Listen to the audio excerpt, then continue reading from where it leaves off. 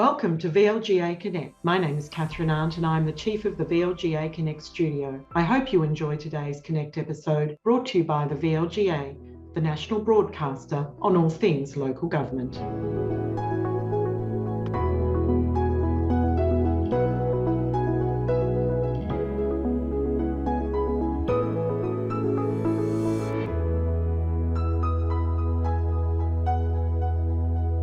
Hi everyone, welcome back to VLGA Connect. It's time for the weekly governance update brought to you by Hunt and Hunt Lawyers. And great to see Stephen Cooper there in resplendent blue. Hello, Steve. Oh, Chris, you know why I'm in resplendent blue, and we're not going to go there. Hello to you too. Let's not talk about my attire because I actually could have worn a coat, a beanie and mittens today, but yes. Didn't go there either. Do you know, Steve, I had just before that thought, I did an online session earlier in the week for another organisation, and one of the attendees was in Brisbane, where people have been trying to convince me Brisbane's having unseasonably cold weather, but this girl was actually sitting on a hot water bottle. She said it is so cold, and they're just not prepared for winters. Hot water bottle. There's a thought. But more importantly, Chris, I want to take you to task about something you said last week. Just after the 6-minute mark. Oh, okay. What did I say just after the 6-minute mark? Well, there's been a bit of a sequence of song references. You went with The Morning After the Night Before by John Williamson a few weeks ago. We touched on the West Texas town of El Paso. And then in the words of Don Henley, you said you want to get to the heart of the matter. Oh, what a great song. What a great song. Do you know who also recorded that song? Kenny Rogers. Is that right? I didn't think you were going to say that because that, of course, was from the End of the Innocence album, and Don Henley co-wrote that with Bruce Hornsby. Absolutely. One of my all-time favourite singer-songwriter piano players. Well, let me qualify. I loved his That's the Way It Is Mandolin Rain era stuff. He went a bit weird not that long after that, and I didn't care much for his later output. It's worth a listen because actually it is it's a rather haunting social conscience song too. So yeah, anyway, let's not stay there, Chris. What have we got today? What have we got today? Well, we've got lots. Let's just work through the list as we usually do. And thanks to all those who've been watching and engaging with us through our YouTube and LinkedIn channels particularly. We talked a bit last week, Steve, about the extraordinary letter that 5 MPs had sent to the Geelong Advertiser, actually, in relation to the city of Greater Geelong. Since we recorded that, there was a bit developed that same day. The Premier was in Geelong and backed up those statements that were made by the MPs about difficulty working with the council on projects, etc., threatening to freeze them out of planning for the Commonwealth Games, which is pretty strong talk. The CEO, Martin Cutter, put a statement out later that day expressing, as you'd expect, disappointment that the concerns were raised in the media and not directly with them. And his statement said the letter contained significant inaccuracies. It didn't go into detail on those, but I'm not sure if that's the last we're going to hear of this. Yeah, I've always wondered, Chris, across a range of issues when people write to the media, whether, what's the intention in terms of the dialogue. I think for me, one of the real issues with this, and again, without knowing the whole situation, but in the context of the local government culture review, is around what is the council to do? If the issues around delivery are in fact live, that remains an operational issue, which certainly the council has oversight on, but you would hope that the relevant departments and the administration are in communication regarding that, and the council through its audit and risk committee would have some paper trail regarding those various issues. Yeah, the concern here is how much is the politics actually causing this issue to play out. I suspect it's probably 90% politics, Steve, because at the same time you've had the mayor step down. Again, the original statement was the only way to move forward cohesively and collegiately is for the mayor to step down, having run an unsuccessful campaign as a Liberal candidate. Stephanie Asher shed some further light on that in a letter to the editor that was in the newspaper on the weekend, saying how a Labor-aligned councillor had threatened to bring a no-confidence motion forward. So it's politics at play through all of these elements, I think, which is of concern. Well, I think the fact that a councillor takes leave of absence and stands for election at another tier of government shouldn't of itself be a problem of that magnitude, Chris. Yeah. And on that latter point, the election for the new mayor of Greater Geelong, which will be to complete the 2-year term, which runs out in November, I think, is being held tonight at 7 p.m. So we'll wait to see who takes on the role. Interesting little byplay there, Chris, around the sort of no confidence motion. And you and I have talked about that.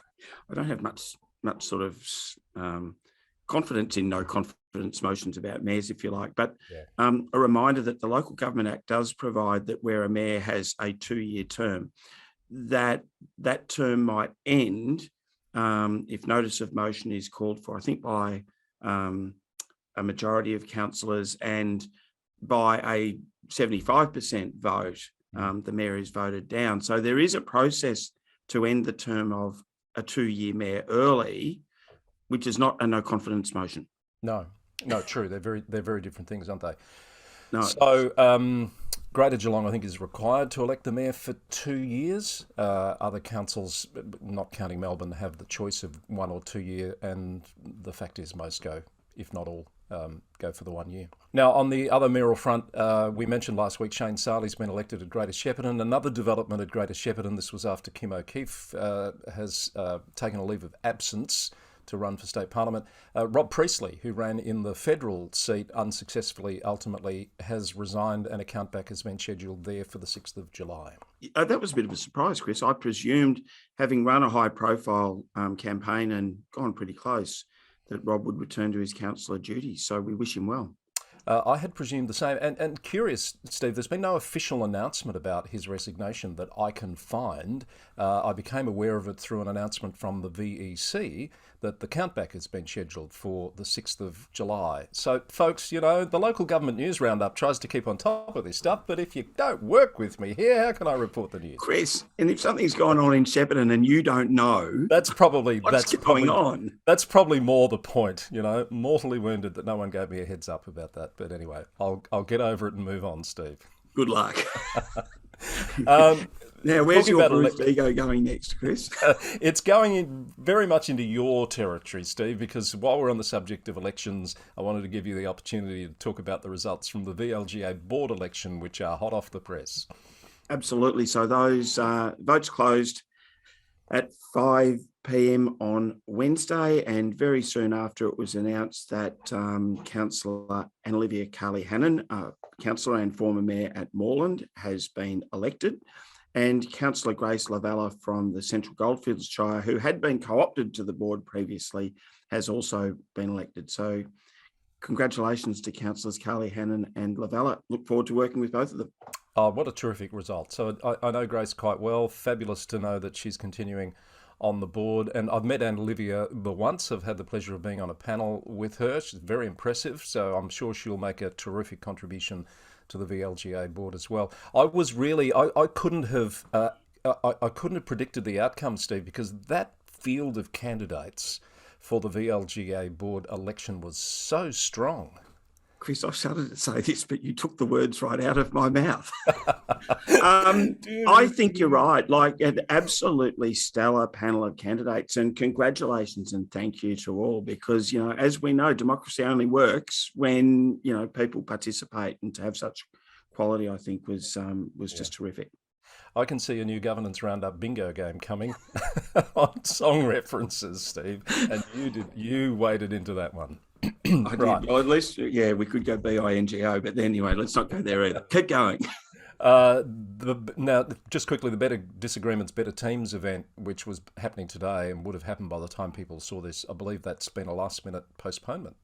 Yeah, look, circumstances beyond our control, Chris. So what will happen is I would expect today that a new date will be locked in for late July. Any councillor that has registered will hold the credit over unless they want a refund, which will be fine. And so watch this space. We'll announce a new date for that. Okay, some really interesting developments happening in the state, which I'll get to in just a moment. But a couple of quick notes about movements around the sector. A movement that isn't a movement. John Baker at Mornington Peninsula has been reappointed there as the CEO, which is terrific news for John and the team on a new 4-year contract. I think his current contract was due to expire in November. He took over in 2018 when Carl Cowie left Mornington Peninsula and ultimately turned up at Nillumbik Shire. So well done to John Baker. And the council, and they're doing terrific work down there. So that's terrific news. They are. So good news. And you've been to a council meeting this week, I believe, Steve, at the lovely city of Port Phillip.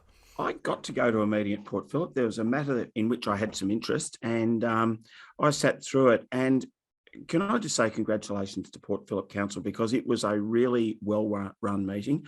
Over an hour of public submissions on issues coming before the council, including many regarding, in fact, that most contentious of issues, the placement of a public toilet, not a million miles from a primary school.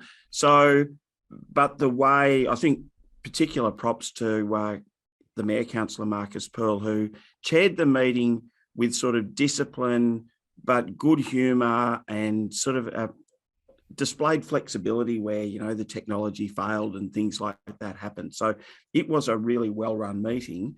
It also showed how councils can debate really gnarly issues where there are quite divergent views in a way that is respectful. And again, these were not only the public toilet issue, but some issues around acquisition of land for a public park. Again, really potentially quite emotive issues were dealt with really well. But do you know my highlight, Chris? No, you tell me. I want a new public holiday because the Ides of March is taken, yes, but the Ides of June, the 15th of June, I think we should call, well, actually, I'll tell you what happened. Yeah. Kirsty Pearce, the rather excellent head of governance at Port Phillip, is moving this week to a council not a long way away from Port Phillip, and Wednesday night was her last meeting. Right. We had the spectacle of the council and the gallery applauding the governance person. Really? Well, I'm not sure I've ever seen that before. Well, no, and I think we should mark the occasion and call it International Governance Appreciation Day. Ah, fabulous. What a great idea. Let's start a campaign. Absolutely. And good luck to Kirsty in a new role. Yes, good luck to you, Kirsty. I don't know Kirsty, but it sounds like she's a very good governance operator. All right, let's move on to some other news, literally news out of, all over Australia at the moment.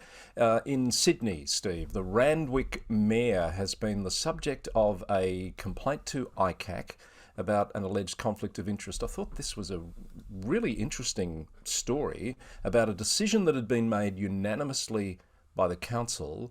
The mayor is a member of the club. It's a surf club that's being demolished and refurbished, declared an interest as a member of the club and a volunteer lifesaver, etc. But after the fact, one of the other councillors has decided to take this further with ICAC. Interesting, and yes, said that there was that the mayor had stayed involved while there was a, quote, pecuniary interest due to the mayor's membership of the club. Now, let's not, Chris, stray into trying to interpret the New South Wales legislation, but what would that mean in Victoria? I would have presumed it, if at all, would be a general or, perceived conflict of interest rather than a direct conflict of interest. But it is the greyest of grey spaces in that conflict of interest space around at what point does membership of a club or organisation, is that of such magnitude or materiality that a reasonable person would say that the decision of, that the councillor should make the decision to exclude themselves from that debate? So there's been many examples, and councillors are community representatives. So obviously you're going to find situations where councillors are involved in clubs that might ultimately be benefiting or disbenefiting from a decision that is before the council. What's generally happened is the councillors have been upfront about that association. It's not always been necessary for them to absent themselves from the discussion just by virtue of being a member. If they're an office bearer or something, perhaps that leads to a different light being put on it. Oh, absolutely. Well, if they're an office bearer, they've got a duty to the club that cannot cohabit with their duty as a councillor. So that becomes crystal clear. There's that point, and I've heard a number of CEOs talk about the fact, at what point does a council give up their representative role, because of the particular circumstances and their role with the club. Now, in this case, the mayor said he's an occasional volunteer and competitor, and didn't perceive that that a conflict would exist. Now, obviously, sometimes the worst person to make that decision is the person that might have the conflict of interest. And I've heard Tony Randwick from Hunt and Hunt, our good friends and sponsors, say on numerous occasions, each matter will turn on its own circumstances. It goes to what is the extent of the role, the emotional attachment? What's the issue? How has it arrived? Is this a long drawn-out issue that has come to the council after years of planning? Now, that particular surf club hadn't been renovated apparently for 40 years and was a safety hazard. Compare and contrast with a highly politicised decision to bring funds forward. So, yeah. So the mayor is Dylan Parker. He has described the complaint, which is brought by an independent councillor, Noel D'Souza, as vexatious. I just want to get his response on the record. And he's described the behaviour as the kind of grubby politics that people are sick of, which I thought was a nice quote, an interesting quote anyway. It is a good quote, Chris. Look, it's a really tough one, because I don't think, we shouldn't be blasé about conflict of interest. These, it can be quite corrosive if there is a sequence of perceived conflicts that are ignored, and that becomes the culture. Equally, I don't believe the legislation says that if you have a passing membership or association with the club that you would necessarily be excluded at all times. It bears thinking about. Yeah, and it also bears thinking about sometimes councillors are elected on the strength of an association with a club, particularly if it's a strong and vibrant, well-supported club. That becomes very difficult. Yeah. Yes. Yeah. We might have a conflict of interest session. The vagaries of our system. Back into Victoria, and a story this week in relation to Surf Coast, where developers eyeing untouched land are suing the Andrews government over the Surf Coast border. Now, this appeared in The Age on Thursday, Chris, and I think we'll file it under Watch This Space. But what the developers are suggesting is that it's a winky pop by the minister, that, the decision to preclude this particular land from development was made capriciously and on a whim. And not having regard to good planning grounds. There is also the side issue that the rezoning would be worth about $200 million. Right. So, yeah. Again, watch this space. It's a reminder, though, if the minister can find himself in the Supreme Court of Victoria, so can any other council. And being alert to, bulletproofing yourself against those claims is a worthwhile thing to do. Sends a shiver up my spine when that word winky pop comes out, Steve. Absolutely, Chris. But at the moment, I'm thinking of the words of Paul Keating.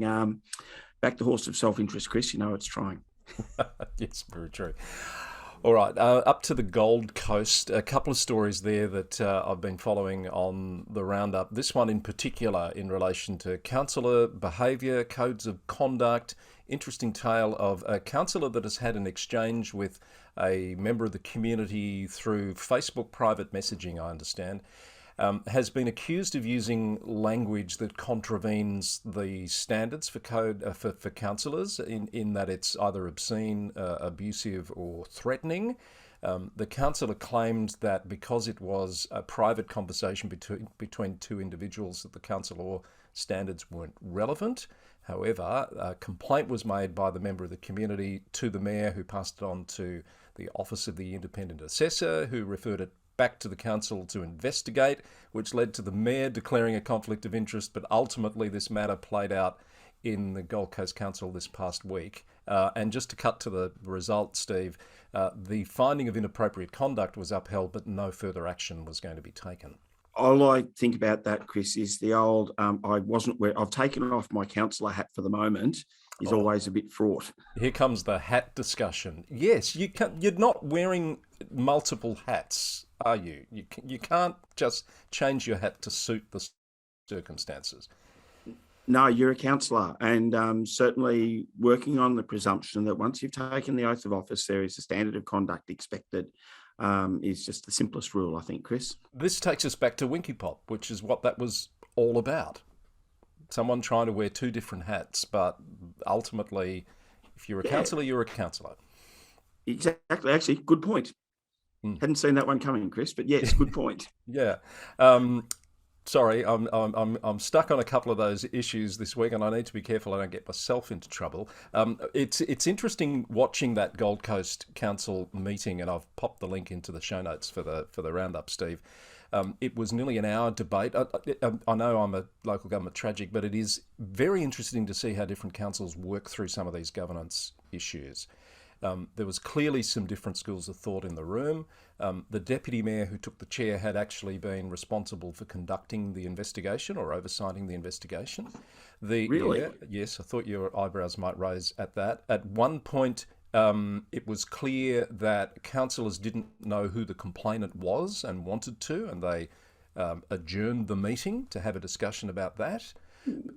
So they went into a confidential session, and then they came back and voted against the recommendation, which was that the councillor be required to make a public statement or an admission of the behaviour. Interesting really? That they wanted to know who the complainant was, Chris, because are we playing a game of, well, that conduct's not appropriate, but in the case of that particular person, yes, it is. That's exactly where your mind goes, doesn't it? Yeah. So when you're looking for something to do, have a look at that link. It's about nearly the 4-minute mark of the meeting where that particular item starts, and 4-hour mark, nearly 4 hours into the meeting, and then they spend nearly an hour on that particular subject. Yeah, I'm sorry, I'm a bit gobsmacked by that whole system, Chris, because I can't imagine how a council can bring almost a collective judicial mind to dealing with an issue like that without a very strong, recommendation such as the system we've got in Victoria, or at least they've got an arbiter's report in front of them. Yeah. Yeah. Okay, go figure. Let's go to Adelaide, Steve. Yes, let's. A councillor there has resigned this week, about 5 months out from the next council elections in South Australia. What caught my eye here is they've claimed in a letter to the mayor that the main reason for standing down is the corrosive and unpleasant environment within, I think the words were, the body politic. So he's an independent councillor who's resigned with immediate effect. Another independent councillor's backed up those issues about a toxic workplace in a letter to the Lord Mayor, whose name is Sandy Verschoor. Interesting to note, though, that particular councillor was named in a review of culture at that council going back a year or two, claimed a lack of procedural fairness in that process, but was named as one of the contributors to the culture. It's always difficult to get all sides of the story in a case like this, but the upshot is that mayor stood down and the position on the council will remain vacant until the election later this year. Right, due to the timing, Chris. Yes. It's a really tough one too, though, because now the organisation is in receipt of advice that it's not a safe workplace. And although it refers, the statements you've made refer to the body politic, you can't quarantine that sort of safety or lack of safety to the council only. Inevitably, the workplace is affected. So there are, really serious implications for the organisation. So I've obviously abbreviated it. There are also some comments in there about relations between council staff and elected members. I think some accusations that there've been attacks, I'm assuming verbal attacks, on elected members from members of staff. So that is, to your point, raising additional issues about workplace culture there, which one can only hope are being worked through in the appropriate way. Well, you'd like to hope so. And I mean, we come back to the point I just mentioned, Chris, that, everyone's entitled to a safe workplace. Councillors, council staff, members of the community who come into contact with the council. So all of these are relevant. So we just seem to have this steady stream of issues and developments relating to culture, Steve. And to bring this back to the Victorian example where we've had the culture review and the insights report, and I think it's fair to say at this point, still a lack of clarity on where that's going next. What do you think the implications of all of these issues are for a process like that? I think we've got a bunch of work to do, Chris. I think what we will see, it'll be interesting to see what can be done ahead of the state election. There might be a bit of policy work that can collaboratively be done fairly quickly, but November's not that far off. But what will be promising is to see, VLGA, MAV, LG Pro, Local Government Victoria around the table, basically nutting out a work plan. I mean, I think that's the only way that you could see a sector-directed response occurring. Yeah. All right. Yeah. Let's hope there's more to say on that before too long. Queen's Birthday long weekend last weekend with the announcement of Queen's Birthday Honours recipients. Not a lot from local government that I've been able to pick up on, Steve. One out of Western Australia, one out of New South Wales. Yeah, I always go looking, Chris, but I think the services of people involved in COVID response have been well recognised, and I suspect that had something to do with the paucity from, other areas of community service, if you like. Yeah, I hadn't thought of that. That's probably right. So I want to acknowledge Mike Foley, who have met along the journey. He's the former CEO at City of Swan, was at that council for 39 years. CEO for 14. He's received a Medal of the Order of Australia. And Steve Bowen, who's not far from us, the Deputy Mayor of Albury City, just over the border, apparently well known as a local DJ and a volunteer firefighter, as well as being the Deputy Mayor. He was awarded an Order of Australia for service to the community of Albury-Wodonga. Well, congratulations to Mike and Steve. Thanks, Chris. Before we wrap up, unless you've got something else, Steve, this issue at the moment that's biting everywhere in terms of not just local government, but all sectors, inflation, councils struggling to deliver their projects, even struggling to get tenderers for contracts, etc.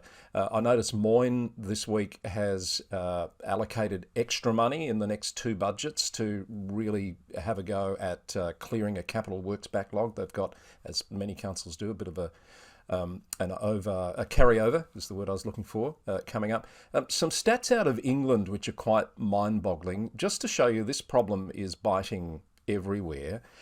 County Council's network in England has estimated that $1.5 billion has been added to the costs of some of the largest councils in the country. They've had a rise of 92% in just 3 months. So that really brings home that compounding effect, and that when you look at CPI and inflation figures, they're not, local governments don't operate on a basket of groceries. The underlying factors are far different and generally going up at a far faster rate than, with the exception of an iceberg lettuce, fruit and veg. I was wondering if you were going to go down the cabbage path, Chris. I think that's where leadership is absolutely paramount, because, the media will run stories about system failure, things not being built, budgets being blown, the issues that at the moment are going to occur because, staffing's difficult, as you say, supply chains are difficult, costs of power and freight are going up. So it is really a time for clear-eyed leadership, and I guess a tolerance and a working through the issues that might fall over, so that the wins can be achieved and still celebrated, because it's certainly not a time for finger pointing and, blame, I suppose, Chris. No, well said. In England, the councils are legally required to balance their budgets and therefore control costs. And they're basically warning of a winter of discontent ahead, because if they don't receive additional money from the government to balance those budgets, they're going to be making cuts to services. Look, and I think we know from rate capping that the trend has been not so much I mean, the economies a lot of times have been found. So what councils are really looking at is what services are they in and not in, what can be delivered and not delivered. So in some ways, we've been on this path for a while, but it's certainly been exacerbated. And maybe, Chris, to wrap up, coming back to Bruce Hornsby, that's just the way it is. Some things will never change. Oh. I can't top that. Can't top that. Thank you, Stephen, for that. We will leave it there then, unless you've got some other words of wisdom. I think we've covered quite a lot of ground. I want to thank Tony Rownick and the team at Hunt and Hunt Lawyers for continuing to sponsor this nonsense. Why they stick with us, I'll never know. No, but bless them. Bless them indeed. Thank you, Steve. You have a good week. Yeah, cheers, Chris. You too. Steve Cooper, Chief of Staff at the VLGA, and that's been another governance update for you from VLGA Connect. Thanks so much for watching and listening, and we'll see you again soon.